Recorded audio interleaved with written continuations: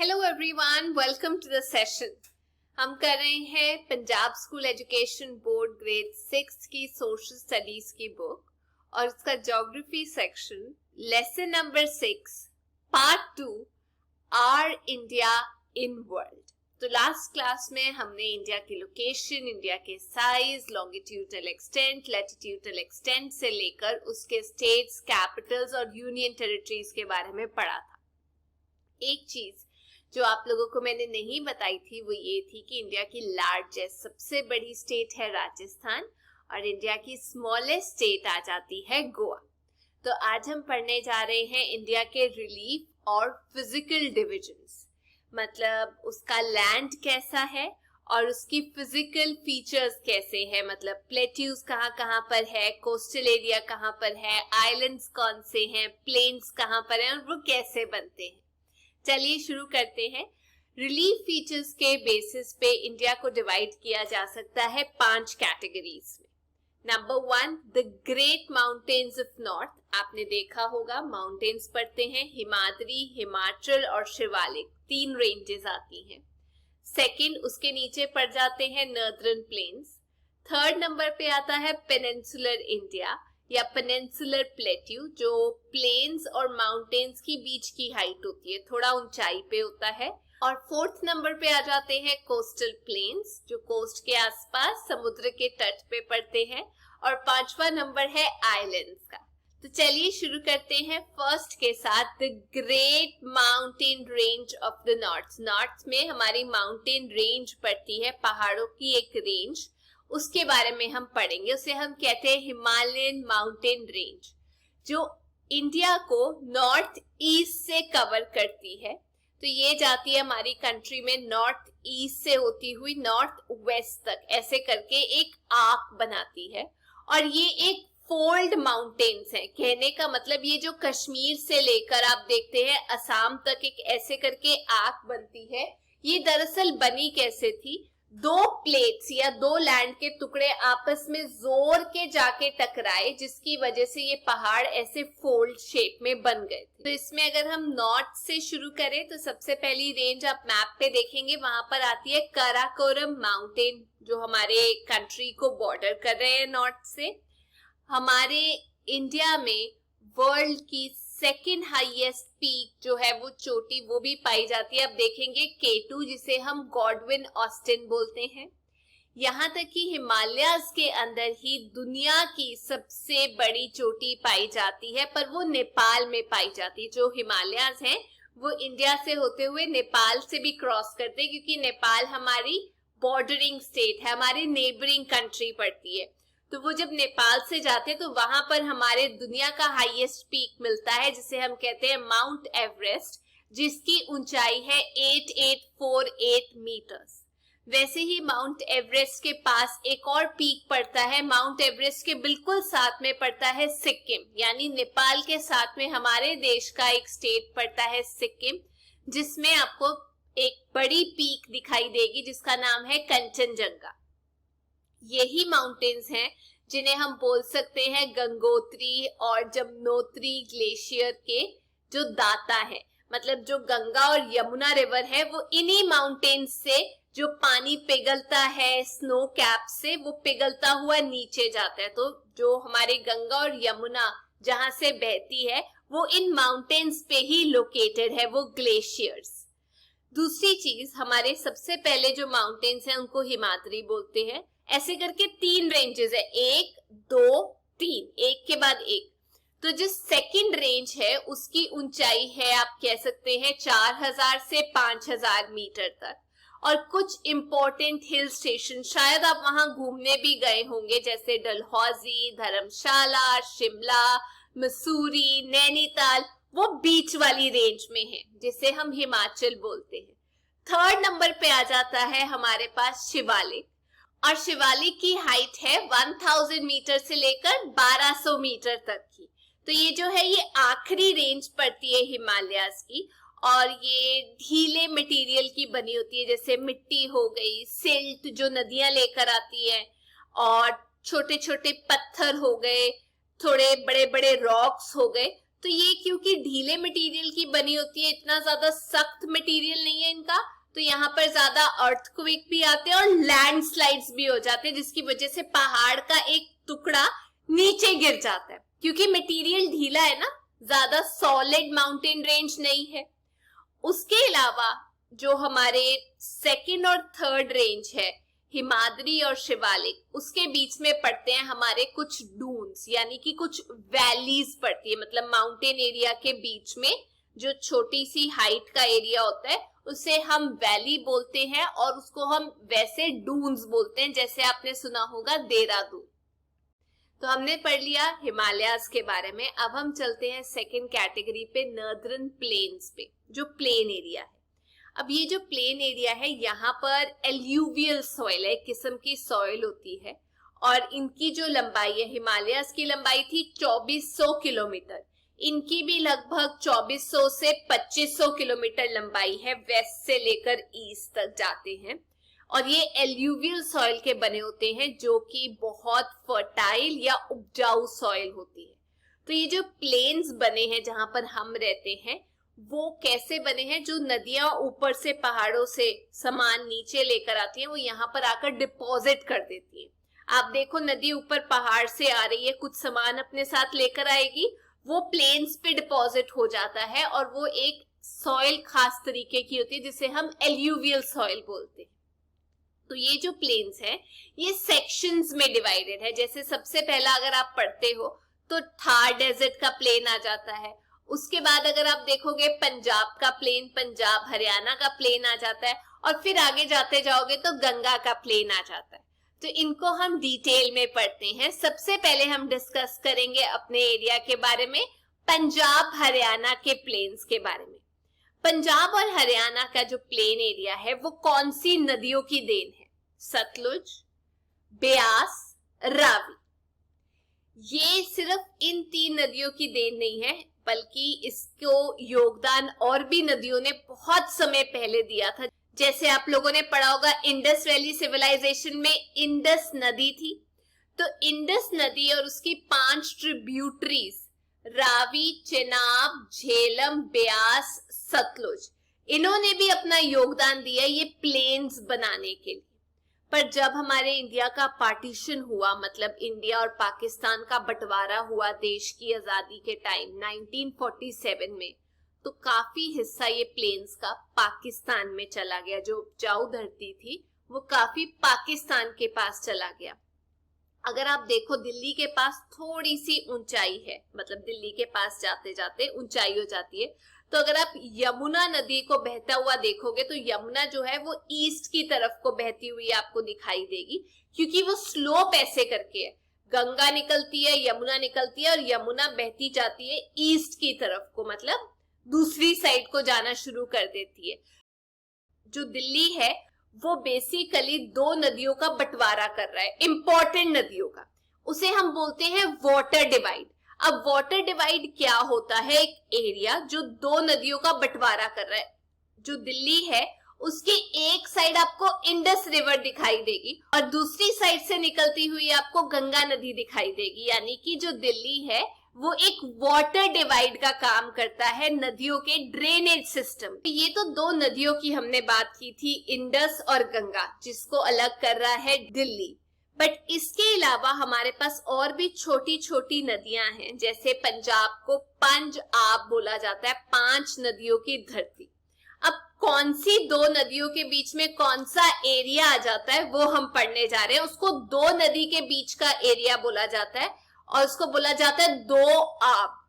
जैसे कि रावी और ब्यास के बीच में जो दोआब पड़ता है, 2 नदी के बीच का एरिया, उसे हम बोलते हैं बारी दोआब, या उसे बोलते हैं माझा प्लेन्स। फिर अगर आप ब्यास और सतलुज के बीच में याद करें, उसके बीच में पड़ता है बिश्त दोआब। फिर आप ब्यास और सतलुज के बीच का अगर एरिया याद करें तो वो पड़ता है बिश्त दोआब या दोआबा प्लेन्स। अब ये दोआब कैसे बनता है? देखो, मैंने आपको बताया रावी ब्यास, ब्यास का बी ए लिया, रावी का आर आई लिया, तो उससे बन गया बारी। तीसरे नंबर पे आ जाता है सतलुज और घग्गर नदी के बीच में पड़ जाता है मालवा प्लेन, और चौथे नंबर पे घग्गर से लेकर यमुना तक पड़ जाता है प्लेन ऑफ हरियाणा। हरियाणा कहाँ पे आता है? घग्गर और यमुना के बीच में। अब ये 4 चीजें याद करनी बहुत जरूरी है। अब हम अगले हिस्से पे चलते हैं प्लेन्स के, जिसको बोलते हैं थार डेजर्ट प्लेन। ये काफी सूखा एरिया है, मतलब राजस्थान की तरफ को पड़ जाता है, पंजाब और हरियाणा से साउथ की तरफ को, और नीचे जाते जाते ये रन ऑफ कच्छ गुजरात में जाकर मिल जाता है। तो वो जो एरिया है, जो पैच है, उसे हम बोलते हैं थार डेजर्ट बोला जाता है। डेजर्ट मतलब सूखा होगा। अब इस डेजर्ट में एक बहुत इंपॉर्टेंट माउंटेन रेंज है जिसे हम बोलते हैं अरावली माउंटेन रेंज, जो ईस्टर्न बाउंड्री पे है, उसके बिल्कुल किनारे के पास आपको दिखाई देगी। तो यहाँ पर पानी ज्यादा नहीं मिलता, इसकी वजह से सैंड ड्यून्स भी आपको दिखाई देंगी, जो ऐसे करके सैंड के पहाड़ होते हैं।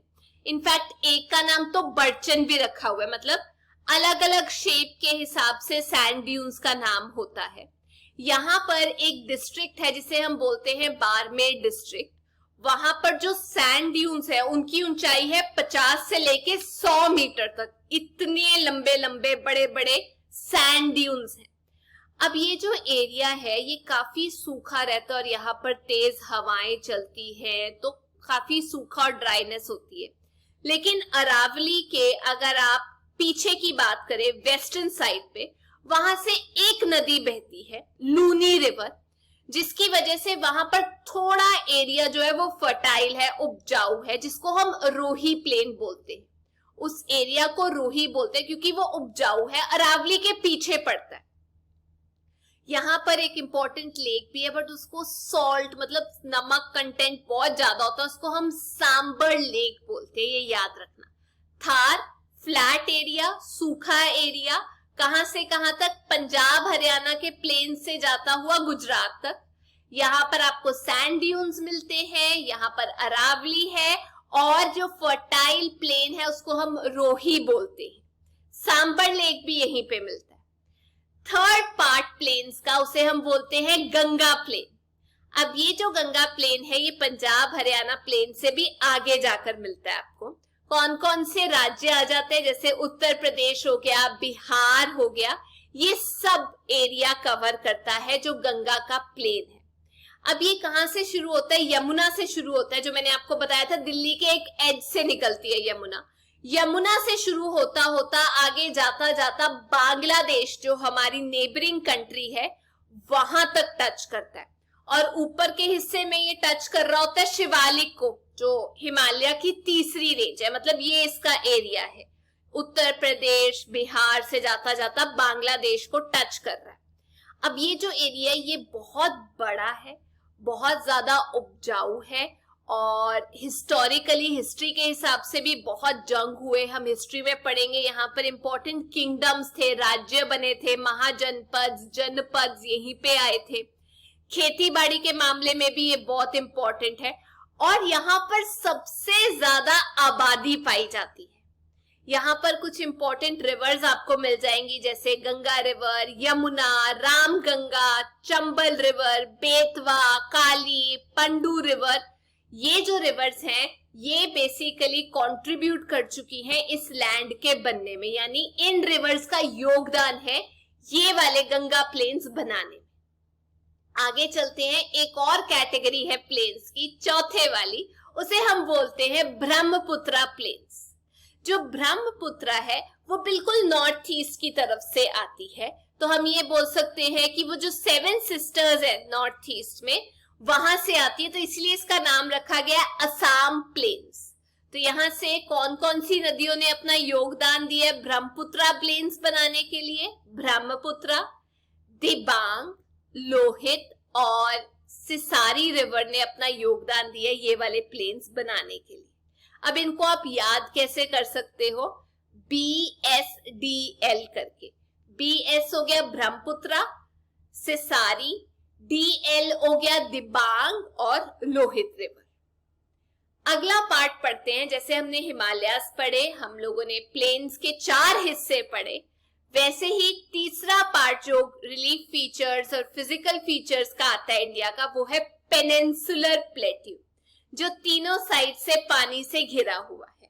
तो ये जो नॉर्थ का एरिया नीचे जाते जाते साउथ में ये ट्रायंगल बनाता है और एक टेबुलर ब्लॉक है। कहने का मतलब ये थोड़ा ऊंचाई पे होता है, मतलब प्लेन्स जितना नीचे नहीं है, थोड़ी ऊंचाई है इस एरिया की। और नीचे जो साउथ में इसका बिल्कुल कोना है वो है केप कोमोरिन। ये याद रखना, केप कोमोरिन एरिया है बिल्कुल साउथ पे जो टच करता है। अब साउथ में तो हमारा जो पॉइंट है मेनलैंड का वो केप कोमोरिन है, नीचे जाके ये इंडियन ओशन में मिल रहा है। एक साइड पे आपको बे ऑफ बंगाल दिखाई देगा और दूसरी साइड पे आपको इसके अरेबियन सी दिखाई देगा। तो ये जो पेनिनसुलर प्लेट्यू है जो ट्रायंगल शेप का है, ये दो हिस्सों में बटा हुआ है। ऊपर वाले को हम बोलते हैं मालवा प्लेट्यू और नीचे वाले हिस्से को सारे को हम बोलते हैं डेक्कन प्लेट्यू। सबसे पहला हम मालवा प्लेट्यू के बारे में पढ़ेंगे।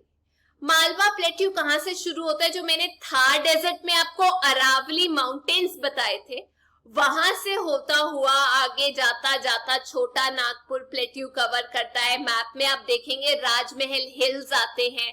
शिलोंग प्लेट्यू मतलब प्लेन्स के बिल्कुल नीचे वाला जो एरिया है ये उसको कवर करता है और नीचे जाते जाते सतपुरा हिल्स आते हैं। तो ये सारा एरिया जो है ये मालवा प्लेट्यू कवर करता है, एक ट्रायंगल की शेप बनाता है।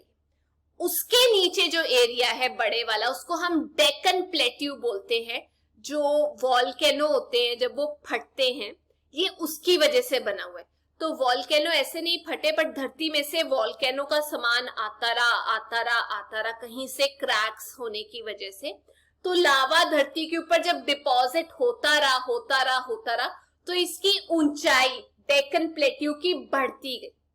इसका टोटल एरिया है 7 लाख स्क्वायर किलोमीटर और ये सी लेवल से 300 से लेकर 900 मीटर की ऊंचाई पे है। यहाँ की जो नदियां हैं, एक आप देखोगे अरेबियन सी की तरफ को जाती हुई दिखाई देंगी और दूसरी वाली बे ऑफ बंगाल। ये काफी जगह पे कटी हुई हैं और डिवाइडेड भी हैं। कहने का मतलब इनके अंदर जो पानी है वो सालाना नहीं रहता। कुछ नदियां वेस्ट की तरफ को फ्लो करती हैं, लेकिन ज्यादातर नदियां, क्योंकि हमारा जो इंडिया है वो ऐसे टिल्टेड है ईस्ट की तरफ को, कहने का मतलब बे ऑफ बंगाल की साइड को टिल्ट हुआ है डेक्कन प्लेट्यू। इस वजह से काफी नदियां 90% जो है वो ईस्टर्न घाट्स या ईस्ट की तरफ को फ्लो करती हैं। अब ये घाट्स क्या है ये मैं आप लोगों को आगे बताती हूँ। जो कोस्टल एरिया से जो ट्रायंगल बन रहा है हम लोगों का, उसके साइड पे भी माउंटेन्स है, कंटिन्यूअस नहीं है, कटे हुए हैं, छोटे हैं, पर उनको जो कोस्ट के पास है, तट के पास है, उनको हम घाट्स बोलते हैं। तो काफी नदियां जो है वो हमारी ईस्टर्न घाट्स की तरफ जा रही हैं और बहुत कम है जो वेस्टर्न घाट्स की तरफ फ्लो कर रही है। सालाना इनमें पानी नहीं रहता। तो एक बार दोबारा बता देती हूँ आपको। सबसे पहला हिस्सा हम लोगों ने पढ़ा था मालवा प्लेन्स, जो एक साइड अरावली से लेकर दूसरी साइड शिलोंग प्लेट्यू तक जाता है। ऊपर की साइड इसके पड़ जाते हैं जो सदर्न पार्ट है प्लेन्स का, और नीचे पड़ जाता है सतपुरा हिल्स। दूसरा पार्ट है डेक्कन प्लेट्यू जो थोड़ा ऊंचाई पे है, लावा डिपॉजिट होने की वजह से बना है और यहाँ पर सीजनल रिवर्स होती हैं, यानी सालाना पानी नहीं रहता और कटी हुई होती हैं। ज्यादा नदियां ईस्टर्न घाट्स की तरफ को फ्लो करती हैं। अब चौथा पार्ट है हम लोगों के पास कोस्टल प्लेन्स, जहां पर पेनिनसुलर प्लेट्यू है हम लोगों का और उसके अंदर हम लोगों ने पढ़ा था डेक्कन प्लेट्यू। तो डेक्कन प्लेट्यू बिल्कुल किनारे किनारे पे जाके नहीं खत्म होता। इसके तीनों साइड पे, एक साइड पे आपको कच्छ का एरिया दिखाई देगा गुजरात का, नीचे जाते जाते केप कोमोरिन दिखाई देगा और ईस्ट पे आते आते आपको महानदी का डेल्टा, डेल्टा मतलब समुद्र में जब नदी आके मिलती है तो वो कुछ सामान छोड़ देती है, उसको हम डेल्टा बोलते हैं। तो तीनों साइड पे आपको प्लेन एरिया दिखाई देगा जिसे हम बोलते हैं कोस्टल प्लेन्स। अब जो कोस्टल प्लेन्स हैं वो अलग अलग हैं। वेस्टर्न साइड पे अलग तरीके के हैं, मतलब वेस्टर्न साइड पे टाइट है, मतलब बिल्कुल ओशन के पास है, मतलब ज्यादा दूरी नहीं है। लेकिन जो ईस्टर्न साइड के कोस्टल प्लेन्स है वो खुले डुले भी हैं और कह सकते हैं मतलब दूर भी हैं समुद्र के तट से। तो ये वेस्टर्न और ईस्टर्न में फर्क है हम लोगों का। अब दोनों को हम डिटेल में पढ़ लेते हैं। सबसे पहले हम पढ़ेंगे ईस्टर्न कोस्टल प्लेन जो पढ़ते हैं बे ऑफ बंगाल की साइड पे। तो ये जो ईस्टर्न कोस्टल प्लेन्स है, मान लीजिए ये कोस्ट है, इसके एक साइड पे आपके पास आ जाता है बे ऑफ बंगाल और इसके इस साइड पे थोड़ा सा पहाड़ी इलाका और फिर डेक्कन प्लेट्यू शुरू हो जाता है। तो आप ये लीजिए डेक्कन प्लेट्यू, पहाड़ी इलाका, फिर प्लेन्स और फिर बे ऑफ बंगाल। ये जो ईस्टर्न कोस्टल प्लेन्स हैं ये वेस्टर्न कोस्टल प्लेन्स से ज्यादा थोड़े हम कह सकते हैं चौड़े हैं, कम हाइट के हैं और ये एल्यूवियल डिपॉजिट की वजह से बने। कहने का मतलब वही जो नदियां अपना सामान छोड़ जाती हैं उसकी वजह से बने हैं, डेल्टा के बनने से। और इनके पास बड़े बड़े लगून्स होते हैं। लगून होता है एक तरीके का पानी का जो इनलेट होता है तट की तरफ को, उसको हम लगून बोलते हैं। आपको शेप दिखाई दे जाएगी। वही अगर हम वेस्टर्न कोस्टल प्लेन की बात करें तो क्या अरेंजमेंट है, एक साइड आपको अरेबियन सी दिखाई देगी, फिर वेस्टर्न कोस्टल प्लेन दिखाई देंगे और उसके बाद वेस्टर्न घाट्स बिल्कुल पास में। तो ये जो वेस्टर्न कोस्टल प्लेन्स हैं काफी नैरो हैं, पतले हैं as compare to eastern coastal plains. और ये कहां से कहां तक है, गुजरात से शुरू होकर केरला तक जाते हैं, उसे हम बोलते हैं वेस्टर्न कोस्टल प्लेन। हाइट इनकी ज्यादा है और ये ज्यादा कंटिन्यूअस भी है, मतलब पहाड़ों का जो रेंज है इसमें घाट्स में वो कंटिन्यूअस है। उसके बाद कोस्टल प्लेन्स आ जाते हैं, मतलब पहले पहाड़ फिर प्लेन्स। तो बीच में ही मैंने आपको घाट्स के बारे में बता दिया। अगला पार्ट जो है लास्ट हम लोगों का वो है हमारे पास इंडियन आइलैंड्स। तो ये जो हमने मेन लैंड पढ़ा है उसके अलावा इंडिया के पास आइलैंड्स भी हैं, कम से कम 250 आइलैंड्स हैं उनकी लोकेशन के हिसाब से अगर हम चले। अब वो दो किस्म के, कुछ जो है ऑफ शोर मतलब मेन लैंड से बिल्कुल दूर, और कुछ जो है वो है ऑन शोर मतलब तट के बिल्कुल पास या बिल्कुल नजदीक। तो जो हमारे ऑफ शोर आइलैंड्स है वो दो पार्ट्स में डिवाइडेड है। एक आपको अरेबियन सी में मिलेगा और दूसरा मिलेगा बे ऑफ बंगाल में। सबसे पहले हम अरेबियन सी वाले की बात करेंगे। ये कैसे बने हैं, ये बने हैं कोरल रीफ के और ये अरेबियन सी के अंदर पाए जाते हैं और इनको लक्षद्वीप आइलैंड बोलते हैं। आपको कोरल रीफ क्या होता है मैं ये दिखा देती हूँ। बड़े सुंदर से प्लांट्स तरीके के होते हैं जिनके ऊपर बाकी ऑर्गेनिजम्स भी डिपेंड करते हैं अपनी लाइफ के लिए। तो ये 25 से ज्यादा है नंबर में और इनके 3 इंपॉर्टेंट पार्ट्स हैं या 3 इंपॉर्टेंट ग्रुप्स हैं। सबसे ऊपर हमारे पास आ जाता है अमंडवी, दूसरे नंबर पे आ जाता है लक्षद्वीप और तीसरे नंबर सबसे नीचे आ जाता है मिनिकॉय। तो 3 हिस्से बता दिए लक्षद्वीप के जो कोरल रीफ से बने हैं। सबसे ऊपर अमंडवी, दूसरा लक्षद्वीप और तीसरा मिनिकॉय, ALA। दूसरी साइड हमारे बे ऑफ बंगाल की साइड जो पढ़ते हैं वो हमारे पास बने हैं वॉल्केनो के भस्म होने से, मतलब धरती के नीचे से सामान निकला और वो डिपॉजिट होता गया जिसकी वजह से एक पहाड़ टाइप बन गया। उसको हम कहते हैं अंडमान एंड निकोबार आइलैंड्स। तो एक ग्रुप उसका अंडमान आइलैंड है, दूसरा निकोबार और तीसरे थोड़े आसपास और हिस्से बन गए थे जिसको हम उसके एडजॉइनिंग आइलैंड्स बोलते हैं। तो ये जो अंडमान ग्रुप है इसमें कम से कम आपके पास 120 आइलैंड्स आपको दिखाई देंगे। जो इंदिरा पॉइंट है जो मैंने आपको बताया था इंडियन टेरिटरी का सदर्न मोस्ट पॉइंट, वो आपको अंडमान निकोबार में ही मिलेगा। और इसकी सेकेंड कैटेगरी है जो हमारे पास आते हैं ऑन शोर आइलैंड, मतलब लैंड के अंदर ही या बिल्कुल नजदीक। ये आइलैंड्स आपको मिलेंगे जैसे जहां पर गंगा नदी का डेल्टा बनता है, जहां गंगा नदी का मुंह है, जहां पे वो अपना सामान डिपॉजिट करके ओशन में मिलती है, वहां पर आपको आइलैंड्स मिल जाएंगे जैसे कि शॉर्ट व्हीलर, न्यू मूर करके आइलैंड। वैसे ही आइलैंड्स आपको तमिलनाडु के पास मिल जाएंगे। दीव करके आपने एक यूनियन टेरिटरी पढ़ा था, वो भी एक बड़ा आइलैंड है जो गुजरात की कोस्ट के पास आपको दिखाई देगा। वैसे ही खंबत के अंदर गुजरात दो पार्ट्स में डिवाइडेड है, एक रन ऑफ कच्छ और एक खंबत। तो खंबत और रन ऑफ कच्छ के आसपास भी आपको अलग अलग साइज के आइलैंड्स दिखाई देंगे। तो आप प्लीज ध्यान से देख लीजिए रन ऑफ कच्छ कहां पर है और खंबत कहां पर है। तो ये थी आज की क्लास। मैं उम्मीद करती हूँ आपको काफी हद तक इंडिया के फिजिकल फीचर्स समझ आ गए होंगे। अब हम अगली क्लास में मिलेंगे, पर जाने से पहले मैं आप लोगों से 2 क्वेश्चंस पूछना चाहती हूँ। क्वेश्चन नंबर 1, इंडिया के जो नॉर्दर्न प्लेन्स हैं वो कितने पार्ट्स में डिवाइडेड है और उनके क्या क्या नाम है। और दूसरा और सबसे इम्पोर्टेंट क्वेश्चन ये है कि हमारे जो लक्षद्वीप हैं वो किस टाइप के आइलैंड्स हैं, मतलब वो किस से बने हैं। तो ये थी आज की क्लास। अगर आपको वीडियो अच्छा लगा तो please make sure you like, share and subscribe. Bye bye.